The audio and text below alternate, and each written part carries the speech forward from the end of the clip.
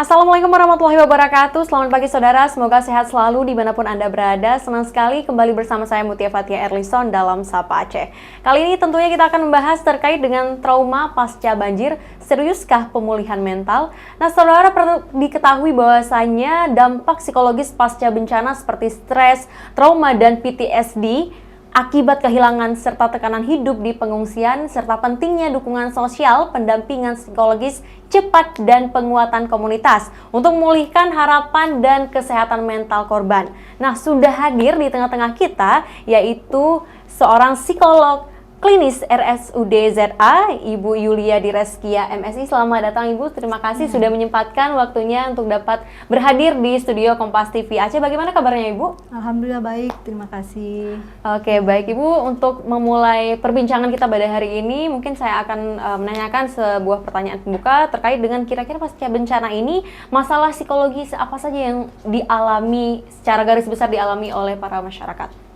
Ya, tentunya setelah 3 bulan pasca banjir, kita menemukan banyak sekali ya sekarang orang-orang yang merasa seperti kebingungan mungkin ya, karena kan kondisinya masih kurang lebih sama dengan sejak peristiwa banjir terjadi gitu ya.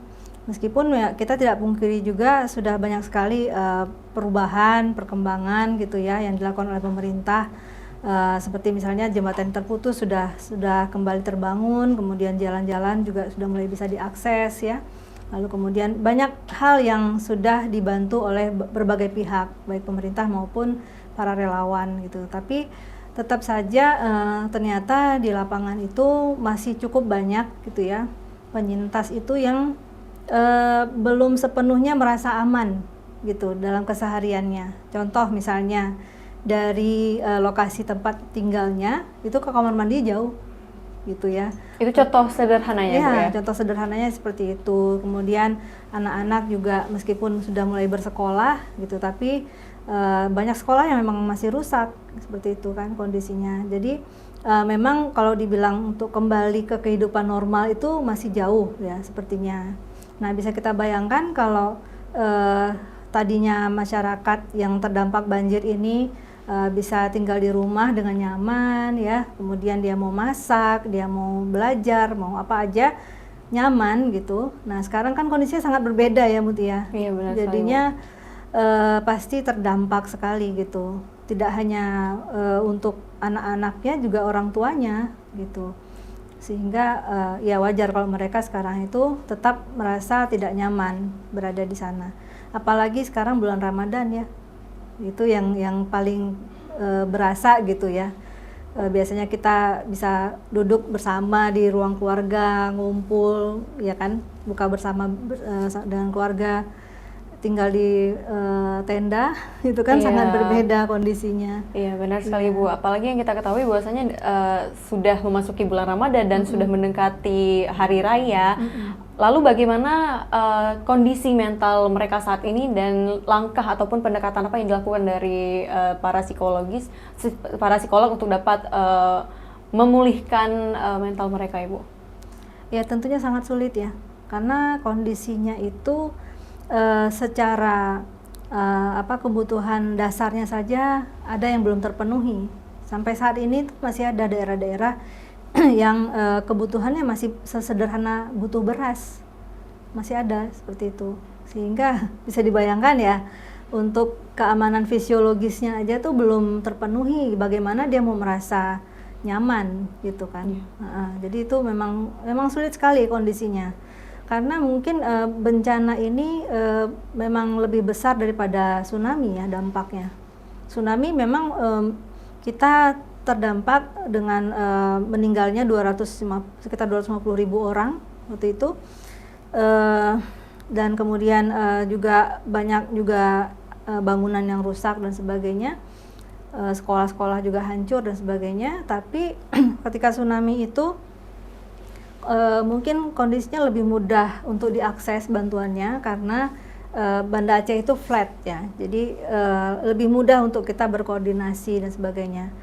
Kemudian ada melabuh memang waktu itu. Tapi kalau yang sekarang ini kan bergunung-gunung ya, terus scattered gitu, tersebar di mana-mana gitu, sehingga akses bantuan pun sulit sekali gitu.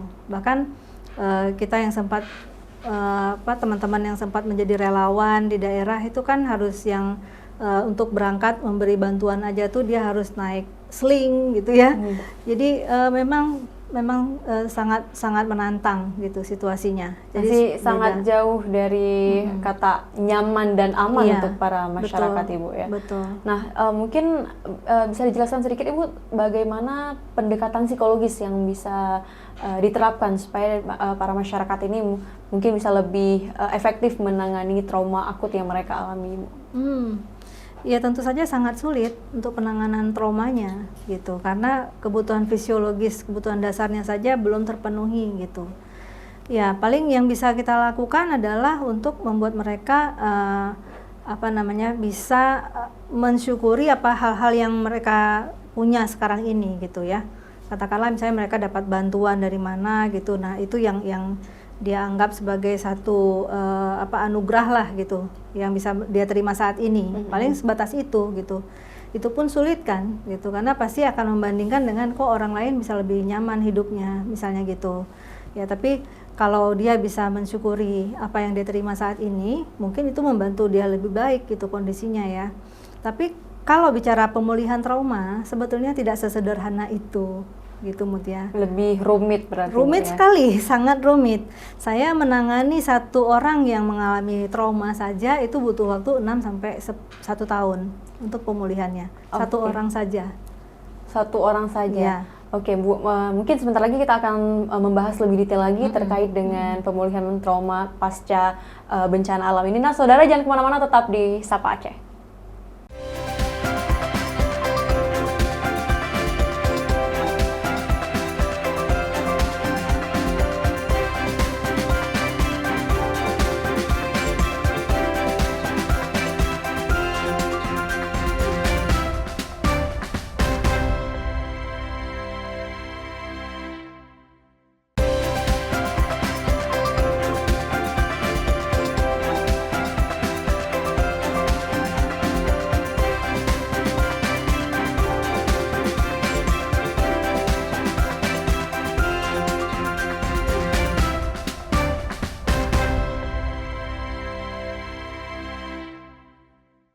Assalamualaikum warahmatullahi wabarakatuh, saudara. Terima kasih masih bersama saya Mutia Fatia Erlison dalam Sapa Aceh.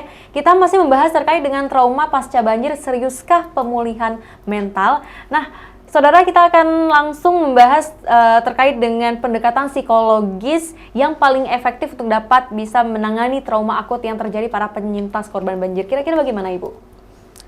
Iya, kalau ditanya yang efektif, karena mengingat jumlah korbannya itu ribuan ya, sehingga saya sangat sulit untuk menemukan atau merekomendasikan cara yang paling efektif karena jumlahnya banyak sekali. Kenapa begitu, Mutia? Karena saya sendiri sebagai trauma terapis itu menangani pasien saya yang mengalami trauma psikologis itu butuh waktu 6 sampai 1 tahun untuk satu orang. Hanya untuk satu orang ya. Butuh waktu sampai setahun. Betul. Karena pemulihannya itu kita tidak hanya sekedar mengajak bicara gitu ya, konseling, atau kita misalnya melakukan sesuatu yang having fun dengan korban tersebut atau dengan pasien tersebut. Tidak hanya itu, tapi yang kita lakukan adalah untuk kembali mengintegrasikan ingatan-ingatannya yang terkait dengan trauma. Jadi ketika orang mengalami trauma itu sebetulnya dia di percarafannya itu ada bagian yang terblokade gitu ya. Jadi dia menyimpan memori itu as it is, sebagaimana memori itu terjadi. Ketika misalnya orang mengalami tsunami gitu, dia akan menyimpan ingatan tentang image-nya, gambaran peristiwanya, lalu kemudian juga cognition-nya, jadi apa yang dia pikirkan tentang dirinya kalau ingat saat itu, saat tsunami misalnya, lalu kemudian emosinya dan juga body sensations-nya. Jadi badan kita itu menyimpan ingatan gitu. Jadi kalau dia menyimpan ingatan ketika itu, saya punya pasien yang ketika dia tsunami itu dia berada di bawah bus Damri ya, jadi dia masih ingat rasanya gimana di atas badannya itu ada 400 ton. gitu. Gimana beratnya itu masih dia rasakan sampai hari ini, sampai saat saya terapi gitu. Jadi seperti itu. Berarti mohon maaf Ibu, berarti Ya. untuk menyimpan memori trauma itu tidak hanya dalam otak kita, tetapi juga seluruh tubuh. Iya, betul. Betul. Tidak hanya dalam memori yang ada di otak, tapi juga ada di memori yang ada di tubuh atau bodily memory. Nah, itu jadi pemulihannya bisa dibayangkan ya, betapa sulitnya gitu. Ya, karena memuat semua komponen memori tersebut itu yang harus kita proses. Kebetulan saya menggunakan salah satu teknik psikoterapi yang namanya EMDR atau Eye Movement Desensitization and Reprocessing.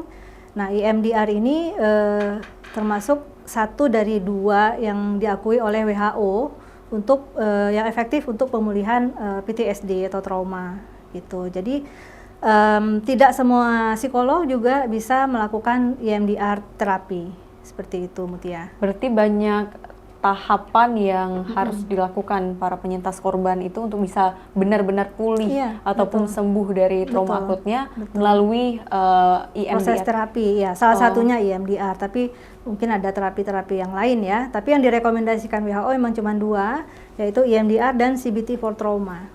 Oke, EMDR dan juga CBT for trauma. Nah, lalu kira-kira apa tanda-tanda awal gangguan stres pasca trauma ataupun PTSD yang perlu diwaspadai oleh para pengungsi, terutama untuk anak-anak dan juga lansia yang memang benar-benar itu kelompok rentan? Ya, iya, ada 3 kriteria utama, kriteria diagnostik ya, yang kita harus lihat ya pada penyintas atau pada orang yang mengalami PTSD gitu. Yang pertama itu adalah avoidance, jadi dia menghindar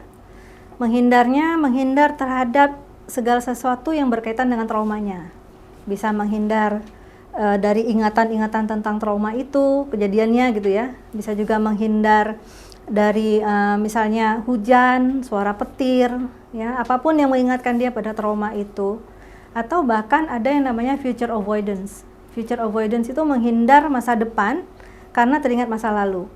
Gitu. Itu agak sulit ya Bu ya, berarti dia susah meninggalkan masa lalu dan juga berpengaruh pada masa depan. Iya, jadi sebagai contoh saya pernah waktu tsunami saya ke Melabuh, kemudian ketemu dengan seorang penyintas bapak-bapak yang punya anak 3, ya. Kebetulan yang 2 ini yang udah kuliah dan udah bekerja itu udah meninggal ya, kena tsunami. Yang masih kecil yang masih hidup gitu. Yang selamat ya? Yang selamat. Jadi saya tanya sama bapak itu, Bapak apa rencananya untuk anak yang masih kecil ini gitu. Terus bapak itu bilang gini, saya ingat banget dia bilang gini, gimana kita mau ingat masa depan anak ini sedangkan yang ada aja sudah hilang.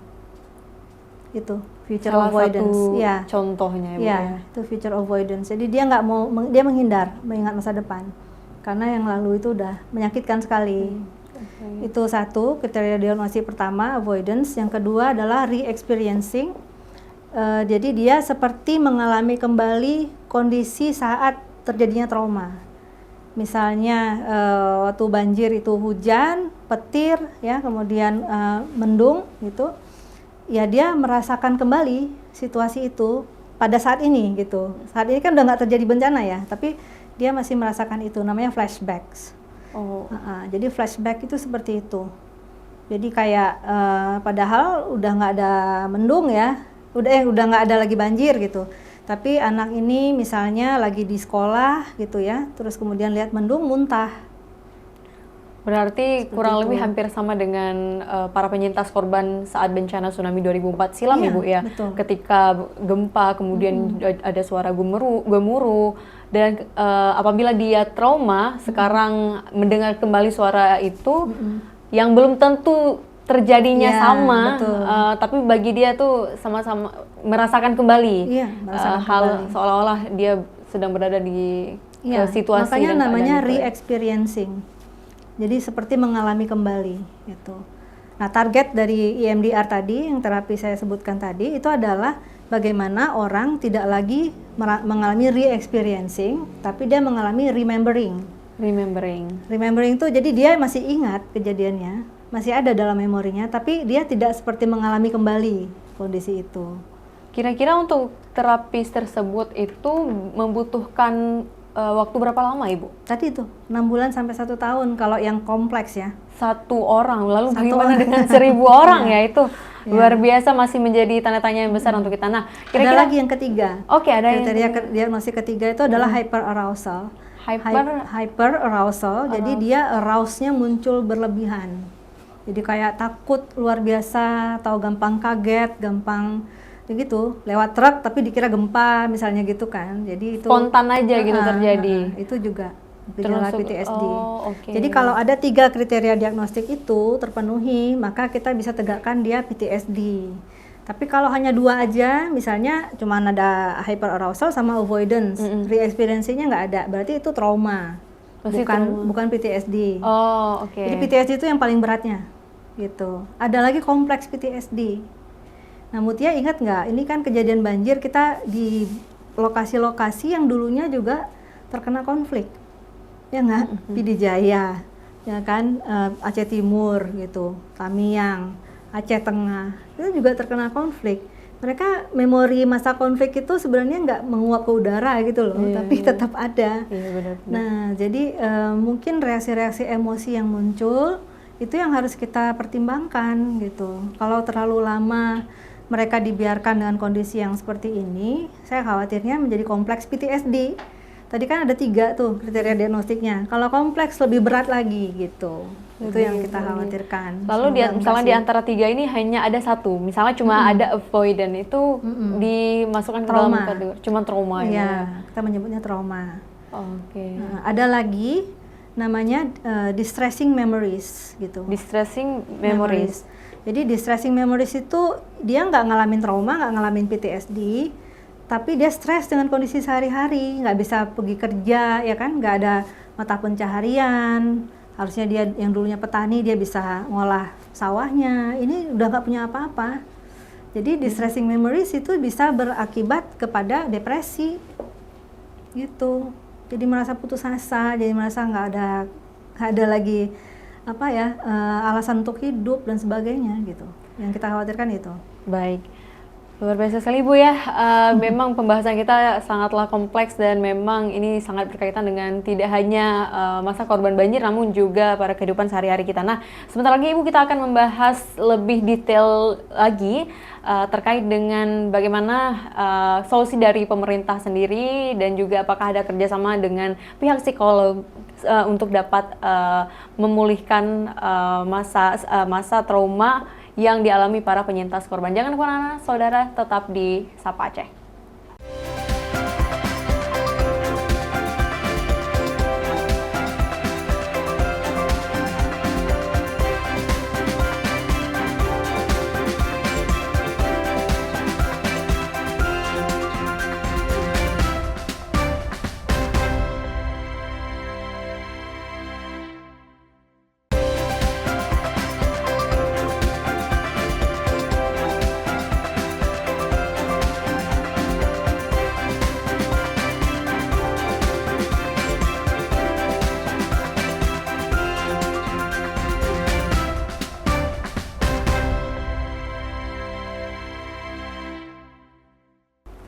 Assalamualaikum warahmatullahi wabarakatuh. Terima kasih saudara masih bersama saya Mutia Fatia Erlison dalam Sapa Aceh. Nah, Ibu, kita akan membahas juga kira-kira bagaimana pandangan dari Ibu sendiri terkait dengan yang kita ketahui bahwasanya masa tanggap darurat ini memfokuskan kepada pemulihan ataupun revitalisasi di bidang sandang, pangan, papan, atau bahkan infrastruktur dan lain sebagainya. Bahkan untuk yang proses pemulihan secara psikologi sendiri itu masih belum menjadi prioritas. Padahal itu sangatlah penting gitu, apalagi untuk kelompok rentan seperti anak-anak, lansia, bumil, busui, dan juga lain sebagainya. Nah, kira-kira bagaimana menurut Ibu sendiri?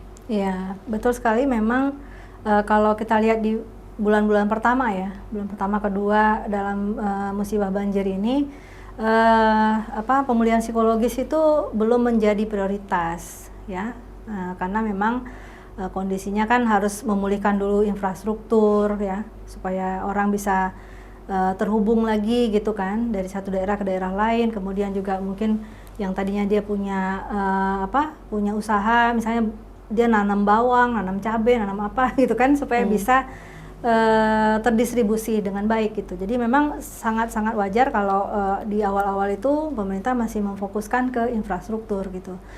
Nah, bersyukurnya di bulan ketiga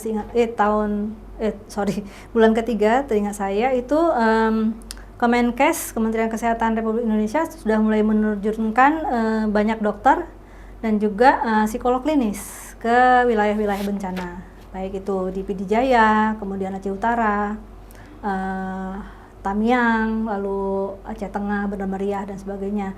Jadi sudah banyak yang diterjunkan ya, untuk membantu pemulihan psikologis dari Kementerian Kesehatan gitu. Nah, kita sih harapannya ini bisa berlangsung lama ya, karena pemulihan psikologis itu nggak bisa sebentar seperti tadi saya bilang, apalagi pemulihan trauma gitu. Jadi saya ingat ya waktu tsunami dulu, kebetulan kami sempat bekerja sama dengan NGO waktu itu, Trauma Aid Germany, untuk pemulihan trauma pasca bencana tsunami waktu itu. Nah, itu proyeknya itu sekitar, programnya itu sekitar 3 tahun gitu untuk pemulihan itu.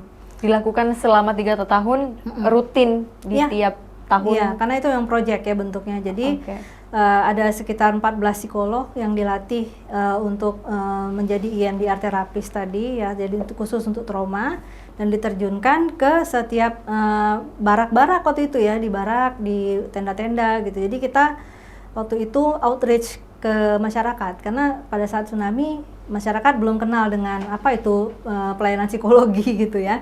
Nah, sama sebetulnya yang terjadi di daerah sekarang juga seperti itu kan, belum semua masyarakat itu aware gitu, menyadari atau memahami apa itu pelayanan psikologi gitu. Jadi mungkin belum ada keinginan untuk mengakses pelayanan psikologi. Makanya waktu tsunami saya ingat sekali kami harus outreach, harus terjun ke barak-barak, jalan ke sana, terus kemudian kita ya ibaratnya kayak psikolog keliling lah ya. Jadi membantu penyintas sambil kita melakukan terapinya. Jadi waktu itu 14 psikolog klinis itu dilatih untuk melakukan trauma terapi, dan kita juga disupervisi ya, supervisor kita dari Jerman dan dari Inggris waktu itu yang setiap 3 bulan kita update laporan gitu. Ini udah sejauh ini perkembangannya dan sebagainya.